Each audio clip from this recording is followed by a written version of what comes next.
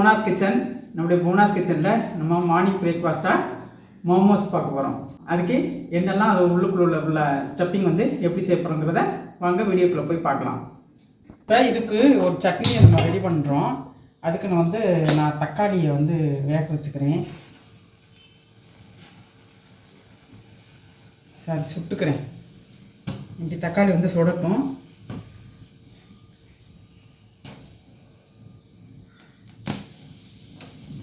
அதுக்கிடையில் இது சட்டி காஞ்சிருச்சு. கொஞ்சமாக எண்ணெய் விட்டுக்கிறேன். இதுக்கு ஒரு ஆனியன் பொடியாக கட் பண்ணி வச்சுக்கிறேன். இதை நான் ஆட் பண்ணிக்கிறேன்.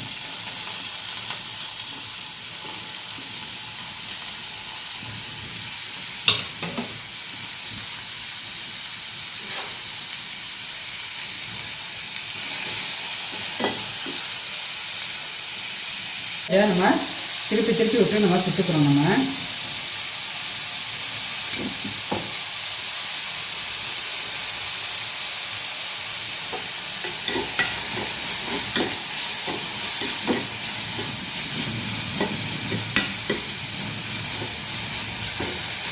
ஆனியன் பாதி வதங்கினா போதும். இப்போ நம்ம திரும்ப வேக தான் வைக்க போகிறோம்.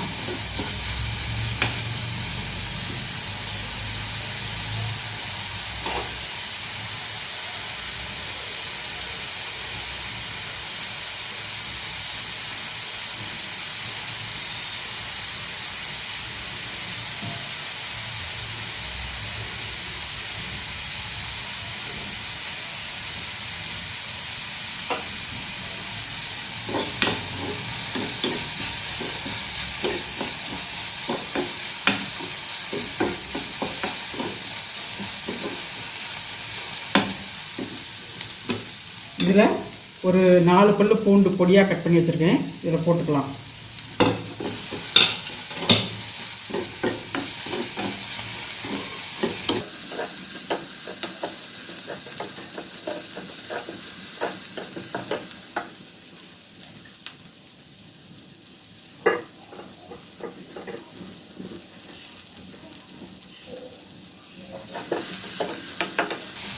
இந்த அளவு வதங்கினது போதும். இதில் சின்னதாக ஒரு தக்காளி கட் பண்ணி வச்சுருக்கிறேன். இதை ஆட் பண்ணிக்குவோம்.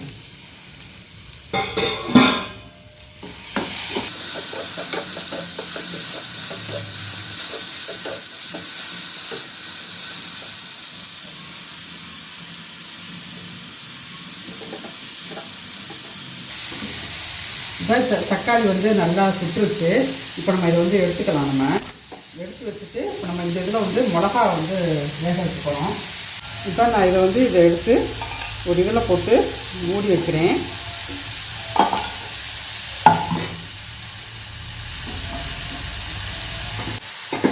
மிளகா ஒரு சின்னதாக ஒரு 6 மிளகா எடுத்து இதெல்லாம் வேக வைக்கிறேன். நான் உங்கள்கிட்ட காஷ்மீர் சில்லி இருந்துச்சுன்னா காஷ்மீர் சில்லி போட்டுருங்க. சட்னி நல்லா கலராக இருக்கும். எங்கிட்ட இப்போ அது இல்லாததுனால நான் சாதாரண மிளகா தான் போடுறேன்.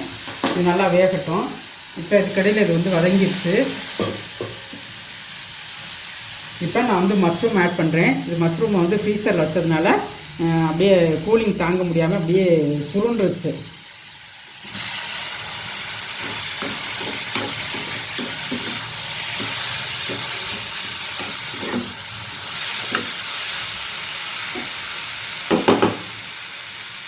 இப்போ இந்த மஷ்ரூமில் இருந்தால் தண்ணி விடும். அதனால் நம்ம தண்ணியெல்லாம் ஊற்ற வேண்டாம். இது அதுலேருந்து தண்ணி விட்டு அந்த தண்ணி வட்டம் அது வரைக்கும் இது வேகணும் இல்லை. அதனால் ஒரு 5 மினிட்ஸ் ஆகும். அதை மூடி போட்டு வேக வச்சிடலாம்.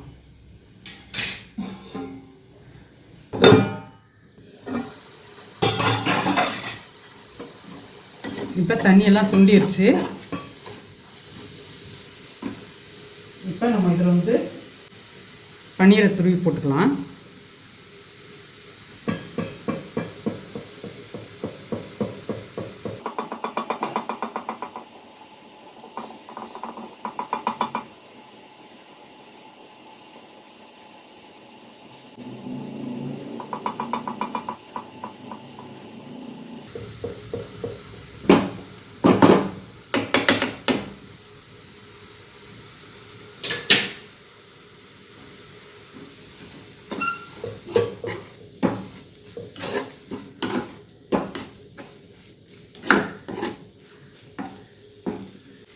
இதில் கொஞ்சமாக மிளகாத்தூள் போடுறேன்.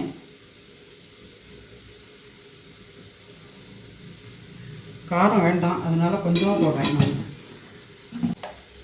அப்புறம் கொஞ்சமாக கரம் மசாலா தூள்,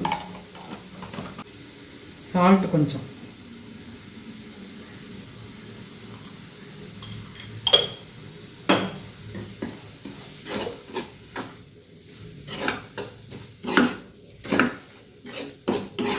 பன்னீர் பத்தலைன்னு ஒன்று போட்டுக்கிறேன். கொஞ்சம் உதுத்து விட்டுக்கிறேன்.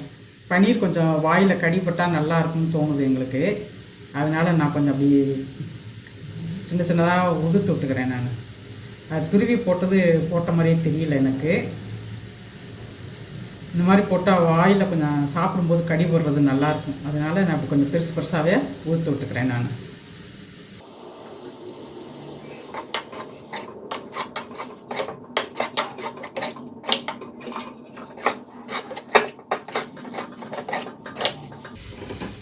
இப்போ இது ரெடி ஆகிடுச்சு. இப்போ நம்ம வந்து ஸ்டப்பிங் பண்ண போகிறோம்.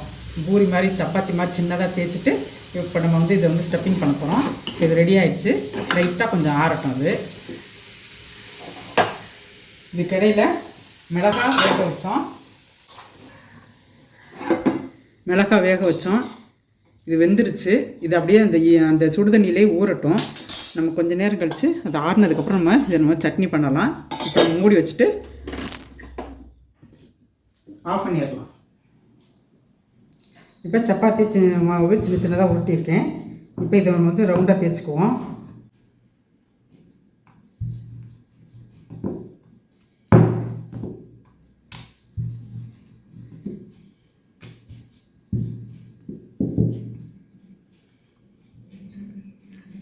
இதை கொஞ்சமாக ஸ்டப்பிங் வச்சுக்குவோம்.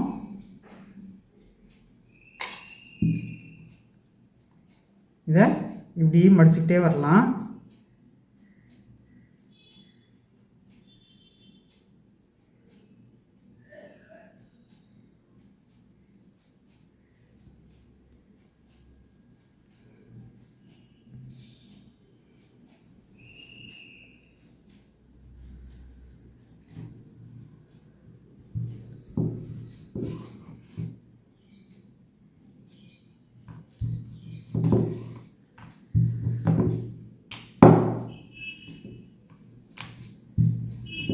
மைதா மாவில் செய்யலாம். பட்டு மைதா மாவில் செஞ்சால் இன்னும் டேஸ்ட்டாக இருக்கும்.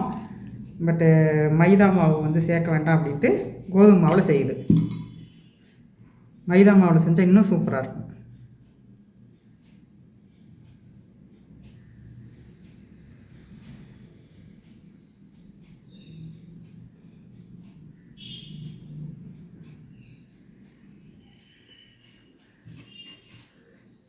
இப்போ நம்ம வந்து ஸ்டீமரில் வைக்க போகிறோம். இப்போ நான் செஞ்சு முடிச்சிட்டேன். இப்போ இதெல்லாம் வந்து நம்ம ஒன்று ஒன்றா எடுத்து வச்சு ஆவியில் வேக வைக்க போகிறோம்.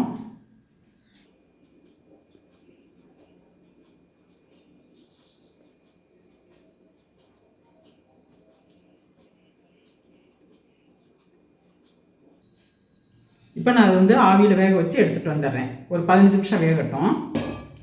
இப்போ நம்ம வந்து மோமோஸ்க்கு வந்து சட்னி ரெடி பண்ணிக்கலாம். இப்போ நம்ம வந்து வேக வச்ச இந்த சுட்ட தக்காளி வந்து தோல் உரிச்சுக்கலாம்.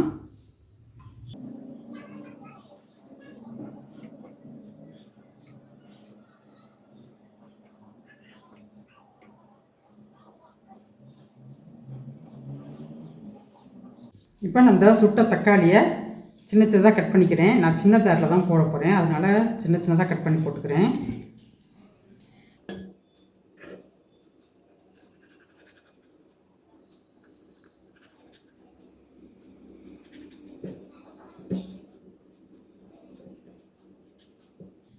இப்போ அரைச்சாச்சு, கட் பண்ணியாச்சு.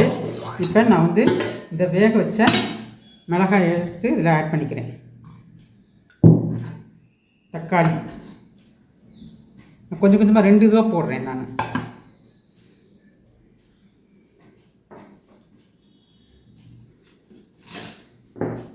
கொத்தமல்லி,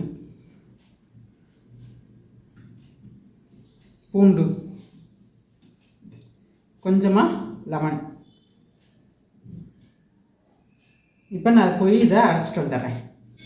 இப்போ நான் மீதி உள்ள தக்காளி நான் அரைச்சிட்டு வந்துட்டேன். நான் இப்போ நம்ம வந்து இது வந்து கொதிக்க வைக்க போகிறோம்.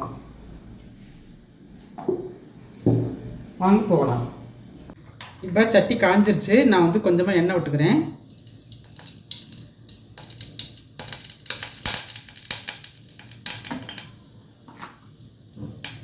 இப்போ இதில் இந்த அரைச்சி வச்ச சட்னியை இதில் நான் ஆட் பண்ணுறேன்.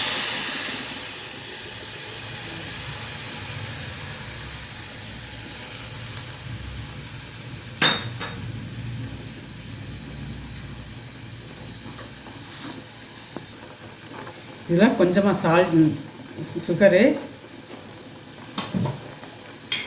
இந்த சட்னிக்கு ஏற்ற சால்ட்டு,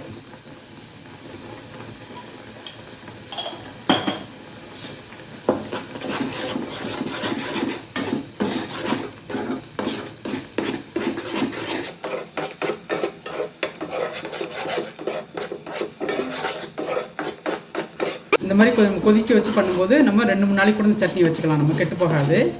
சப்போஸ் வேண்டாம் அப்போதைக்கு ஃப்ரெஷ்ஷாக யூஸ் பண்ணிக்கலாம்னா நீங்கள் கொதிக்க வைக்க வேண்டாம், அப்படியே அரைச்சதுமே அப்போவே நம்ம சாப்பிட தயாராக இருக்கணும். போதும், இப்போ இந்த அளவுக்கு கொதிச்சது போதும், நான் ஆஃப் பண்ணிடுறேன். இப்போ மோமோஸ் ரெடி ஆயிடுச்சு. நம்ம வேக வச்சு எடுத்துகிட்டு வந்தாச்சு. இப்போ பாருங்கள், சூப்பராக வந்திருக்காங்க. இப்போ நம்ம இதை வந்து எடுத்து வச்சுக்கலாம்.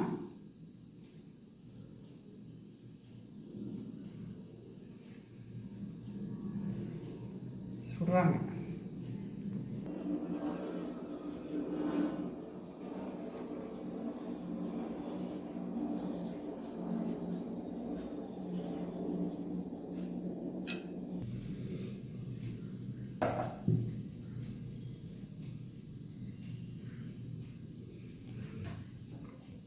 இப்போ மோமோஸும் சட்னியும் ரெடி ஆயிடுச்சு. என்னுடைய ஸ்டைலில் நான் பண்ணியிருக்கிறேன். இந்த வீடியோ பிடிச்சிருச்சுன்னா லைக் பண்ணுங்கள், ஷேர் பண்ணுங்கள், சப்ஸ்கிரைப் பண்ணுங்கள். அடுத்த வீடியோவில் பார்க்கலாம். பாய்.